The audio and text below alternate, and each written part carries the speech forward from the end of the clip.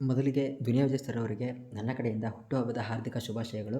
ಅವರ ಹುಟ್ಟುಹಬ್ಬದ ಪ್ರಯುಕ್ತ VK29 ಈ ಚಿತ್ರತಂಡದಿಂದ ಒಂದು ಪೋಸ್ಟರ್ ಅಂದರೆ VK29 ಚಿತ್ರದ ಟೈಟಲ್ನ ರಿಲೀಸ್ ಮಾಡಿದ್ದಾರೆ. ಲ್ಯಾಂಡ್ ಲಾರ್ಡ್ ಇದು ದುನಿಯಾ ವಿಜಯ್ ಸರ್ ಅವರ 29ನೇ ಚಿತ್ರ. ಇದು ಚಿತ್ರಕ್ಕೆ ನಿರ್ದೇಶನ ಮಾಡ್ತಾ ಇರ್ತಕ್ಕಂಥದ್ದು ಜಡೇಶ್ ಕೆ ಹಂಪಿ ಸರ್ ಅವರು. ಈ ಚಿತ್ರದ ನಾಯಕ ನಟನಾಗಿ ದುನಿಯಾ ವಿಜಯ್ ಸರ್ ಅವರು ನಟಿಸ್ತಾ ಇದ್ದಾರೆ. ಈ ಚಿತ್ರದ ಟೈಟಲ್ ರಿಲೀಸ್ ಆಗಿಂದ ಮುಂಚೆ 2 ಪೋಸ್ಟರ್ನ ರಿಲೀಸ್ ಮಾಡಿದರು VK29 ಅಂತ.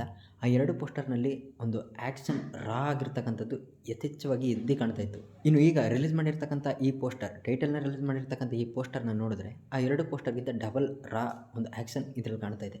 ದುನಿಯಾ ವಿಜಯ್ ಸರ್ ಅವರು ನಿರ್ದೇಶನ ಮತ್ತು ನಾಯಕ ನಟನಾಗಿ ಆ್ಯಕ್ಟ್ ಮಾಡಿ 2 ಚಿತ್ರಗಳಲ್ಲಿ ಯಶಸ್ವಿಯಾಗಿ ಗೆದ್ದಿದ್ದಾರೆ. ತುಂಬ ವರ್ಷಗಳ ನಂತರ ಅವರು ನಾಯಕ ನಟನಾಗಿ ಮಾತ್ರ ನಟಿಸ್ತಾ ಇರ್ತಕ್ಕಂಥ ಚಿತ್ರ ಲ್ಯಾಂಡ್ ಲಾರ್ಡ್.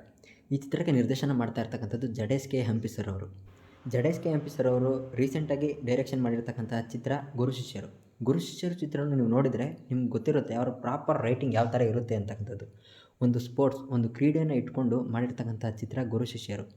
ಆ ಒಂದು ಪ್ರಾಪರ್ ರೈಟಿಂಗ್, ಅವ್ರು ತಗೊಂಡೋಗಿರ್ತಕ್ಕಂಥ ಸ್ಟೈಲ್ ಮತ್ತು ಅವ್ರ ನರೇಟಿಂಗ್ ಸ್ಟೈಲ್ ಇದೆಲ್ಲವೂ ಕೂಡ ಗುರು ಶಿಷ್ಯರು ಚಿತ್ರದ ಯಶಸ್ಸಿಗೆ ಮೇನ್ ಪಿಲ್ಲರ್ ಅಂತಲೇ ಹೇಳ್ಬೋದು.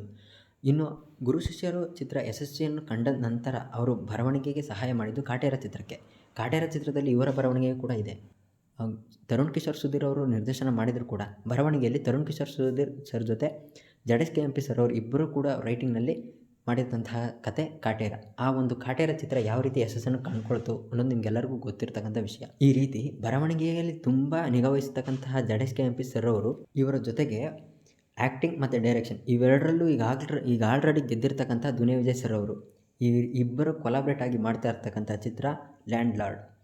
ಈ ಚಿತ್ರ ಒಂದು ಪ್ರಾಪರ್ ವಿಲೇಜ್ ಆ್ಯಕ್ಷನ್ ಥ್ರಿಲ್ಲರ್ ಚಿತ್ರ ಅಂತ ಒಂದು ಗೆಸ್ಸಿದೆ ನನಗೆ.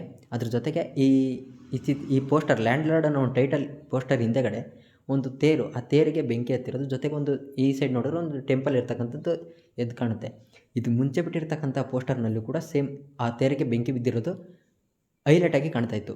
2 ಪೋಸ್ಟರ್ನಲ್ಲಿ ಹೈಲೈಟ್ ಆಗಿರೋದ್ರಿಂದ ಈ ಒಂದು ಸೀನ್ ಈ ಚಿತ್ರದಲ್ಲಿ ಹೈಲೈಟಾಗಿ ಬರ್ತಾಗಿರ್ತಕ್ಕಂಥ ಒಂದು ಸನ್ನಿವೇಶ ಆಗಿರ್ಬೋದು. ಅದರಿಂದಾಗಿ ಈ ಒಂದು ಪೋಸ್ಟರ್ನಲ್ಲಿ ಆ ತೇರು ಮತ್ತು ಆ ದೇವಸ್ಥಾನನ ಹೈಲೈಟಾಗಿ ತೋರಿಸಿದ್ದಾರೆ. ಪ್ರೀವಿಯಸ್ 2 ಪೋಸ್ಟರ್ನಲ್ಲಿಯೂ ಕೂಡ ಇದೇ ರೀತಿ ಆ ಚಿತ್ರನ ಹೈಲೈಟ್ ಮಾಡಿದರು. ಆ್ಯಂಡ್ ಈ ಚಿತ್ರಕ್ಕೆ ಮ್ಯೂಸಿಕ್ ಡೈರೆಕ್ಟರ್ ಆಗಿರ್ತಕ್ಕಂಥದ್ದು ನಮ್ಮ ಬಿ ಅಜನೀಶ್ ಲೋಕನಾಥ್ ಸರ್ ಅವರು. ಅವರ ಪ್ರೀವಿಯಸ್ ಮೂವಿ ವರ್ಕ್ ಬಗ್ಗೆ ನಾವೇನು ಹೇಳಬೇಕಾಗಿಲ್ಲ, ನಿಮ್ಗೆ ಆಲ್ರೆಡಿ ಗೊತ್ತಿರುತ್ತೆ, ಚರ್ಚೆ ಬಿಸಾಕಿರ್ತಾರೆ. ನೋಡೋಣ ಇನ್ನು ಮುಂದೆ ಸಿಗ್ತಕ್ಕಂಥ ಅಪ್ಡೇಟ್ ಬಗ್ಗೆ. ಆದಷ್ಟು ಬೇಗ ಅಪ್ಡೇಟ್ ಸಿಗುತ್ತೆ ಅಂತ ಅಂದ್ಕೊಳ್ತೀನಿ. ಮೂವಿ ಚೆನ್ನಾಗಿ ಮೂಡಿ ಬಂದಿರಲಿ. ನಿಮಗೇನು ಅನಿಸ್ತು ಈ ಪೋಸ್ಟರ್ನ ನೋಡಿ ಅಂತ ಕಮೆಂಟ್ ಸೆಕ್ಷನಲ್ಲಿ ತಿಳಿಸಿ. ಮತ್ತೆ ಸಿಗ್ತೀನಿ, ಬಾಯ್.